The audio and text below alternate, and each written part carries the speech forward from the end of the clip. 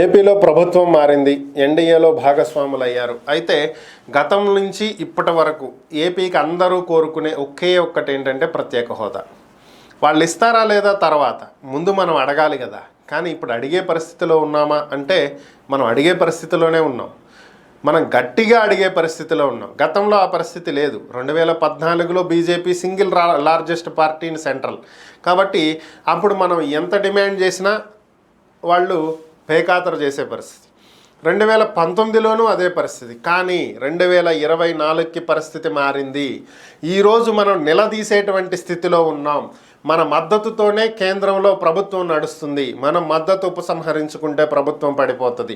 కానీ ఇలాంటి స్థితిలో కూడా మనం అడగట్లేదు. ప్రత్యేక హోదా వాళ్ళు ఇచ్చే భిక్ష కాదు, అది మన హక్కు. ఏపీ ప్రజలు సాధించుకునేటువంటి హక్కు. ఇది పవన్ కళ్యాణ్ గారు చెప్పిన మాటలు. ఇప్పుడు అదే ఆయన నెత్తి మీద ఉన్నటువంటి అతిపెద్ద బాధ్యత. అది మన హక్కు, దాన్ని మనం సాధించాలి. ఎవరో పెట్టే భిక్ష కాదు. కాబట్టి మరి దీన్ని అడుగుతారా లేదా అనేదే ఇప్పుడు ప్రశ్న. దీనికి సంబంధించి ప్రజాశాంతి పార్టీ అధినేత కేఏ పాల్ కూడా అటు చంద్రబాబుని ఇటు పవన్ కళ్యాణ్ని అడుగుతున్నారు. సో మీరు ఎన్డీఏలో భాగస్వామ్య పక్షాలుగా ఉన్నప్పుడు మీరు ప్రత్యేక హోదాని ఏపీకి తీసుకురాగలిగితే మీరేం కష్టపడాల్సిన అవసరం లేదు. ఆటోమేటిక్గా వేల కంపెనీలు ఏపీలో ఎస్టాబ్లిష్ అయ్యి కొన్ని లక్షల మందికి ఉపాధి కల్పించబడుతుంది. రాష్ట్ర ఆదాయం పెరుగుతుంది. భారీగా మనం ముందుకు వెళ్ళేటువంటి అవకాశం దొరుకుతుంది. కాబట్టి ముందు దీని మీద దృష్టి పెట్టండి, మిగతావన్నీ ఆటోమేటిక్గా అవే జరిగిపోతాయి అని చెప్పి ఆయన అడుగుతున్నారు. అలాగే కేఏ పాల్ మరొక విషయాన్ని కూడా గుర్తు చేశారు. అదేంటి అంటే ఎన్నికలకు ముందు 30,000 మందికి పైగా మహిళలు ఏపీలో అదృశ్యమైపోయారు. దీనికి సంబంధించి కేంద్ర ఇంటెలిజెన్స్ నుంచి నాకు ఇన్ఫర్మేషన్ ఉంది అని చెప్పి పవన్ కళ్యాణ్ గారు ఒక వ్యాఖ్యలు చేశారు. వైజాగ్ సభ టైంలో వారాహి విజయ యాత్ర వైజాగ్ జగదంబ జంక్షన్లో పెట్టినటువంటి సందర్భంలో, దానికంటే ముందు అనుకుంటా.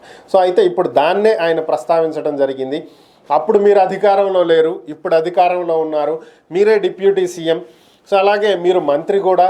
సో ఈ నేపథ్యంలో అసలు ఈ 30,000 మంది ఏమైపోయారనేది మీరు కనుక్కోండి, ఎంక్వైరీ చేయండి, వాళ్ళను వెనక్కి తీసుకురండి, వాళ్ళ కుటుంబాలకు అప్పచెప్పండి. వాళ్ళందరూ చాలా హ్యాపీగా ఉంటారు. ఈ బాధ్యత తీసుకోండి, ఇది మీ నెత్తినేసుకోండి. కాబట్టి ఇది మీరు చెయ్యాల్సింది. ఆ రోజు మీరే ఆరోపించారు కాబట్టి ఈరోజు మీరే దానికి సొల్యూషన్ ఇవ్వండి అని చెప్పి ఆయన అడుగుతున్నాడు. సో కొంతవరకు న్యాయమే అనిపిస్తుంది కదా. మరి ఆ రోజు చేసినటువంటి ఆరోపణలు నిజమైతే వాటి మీద ఇప్పుడు ఎంక్వైరీ చేయించాలి, దాని మీద చర్యలు తీసుకోవాలి, వారి కుటుంబాలకు భరోసా కల్పించాలి. సో మరి ఇది ఏం జరిగిద్ది, ఏం చేస్తారనేది చూడాలి. పవన్ కళ్యాణ్ నెత్తి మీద అయితే కేఏ పాల్ పెద్ద బాధ్యత పెట్టాడు. మరి ఏం జరిగిద్దో చూద్దాం.